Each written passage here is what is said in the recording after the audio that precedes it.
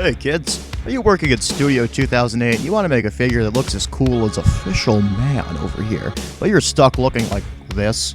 Well, never fear, my baby biscuit, because today I'm going to show you how to make a cool looking figure in 2008.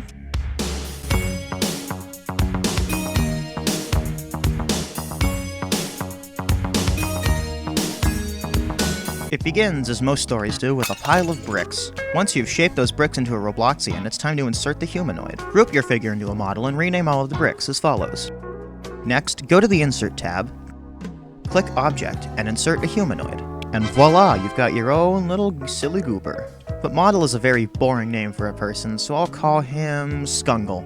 Now, if we want to match up with the stylings of Official Man, we're going to need some clothes. To add a shirt to your figure, go into the Insert Object menu and insert a shirt, not a shirt graphic. Now that we have the shirt added, we have to give it a texture. We do this by redirecting the shirt object to a file stored locally or on the internet that contains the shirt template. Since we're working with Studio 2008, the official Roblox.com redirect won't work, which is why we're using Novetus. Open your Novetus files and go to the shareddata section. You'll find a subfolder called Customization. Inside, you'll find a local folder containing numerous classic shirts from 2008 to 2009. We'll go with the classic suit. Next, under the Properties tab, you'll find a section labeled Shirt Template. You're going to want to put in this very specific set of ancient runes, followed by the name of the file you want to link back to. You can then repeat the same process for pants using the pants directory as opposed to the shirts directory. Now, Skungle is looking good, but there's just one problem.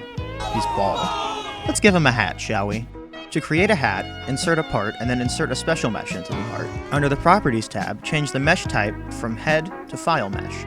It'll disappear, but that's normal. Now, assigning a mesh to a file mesh works just like assigning a template to a shirt. We have to direct the special mesh to the correct .mesh file. Go back to the Novetus shared data folder and the character customization subfolder. Inside, you'll find yet another folder called Hats. Now, inside of this folder are two more folders, one called Fonts and one called Textures. To find the correct mesh for the hat you're looking for, go to the Fonts folder and just dig around a bit. Once you've found the mesh file, use the same set of ancient runes you used when redirecting the shirt file, but direct it to the Hats folder instead. The same process is used when applying a texture to a mesh. Congratulations, you've just made a hat. It doesn't seem to be fitting very well on Skungle, though.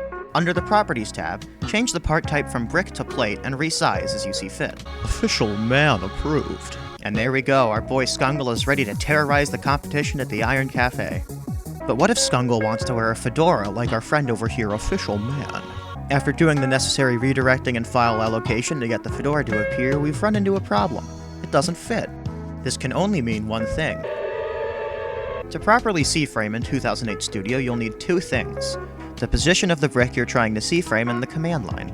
Once both of these have been acquired, type the following string into the command bar: game.Workspace.yourPart, in this case fedora, .cframe equals CFrame.New, open parentheses, paste in the coordinates of the brick you're C-framing, close parentheses. Now, before hitting enter, you can modify these coordinates as you see fit. This allows bricks to be clipped inside of each other, which normally can't be done with standard movement tools.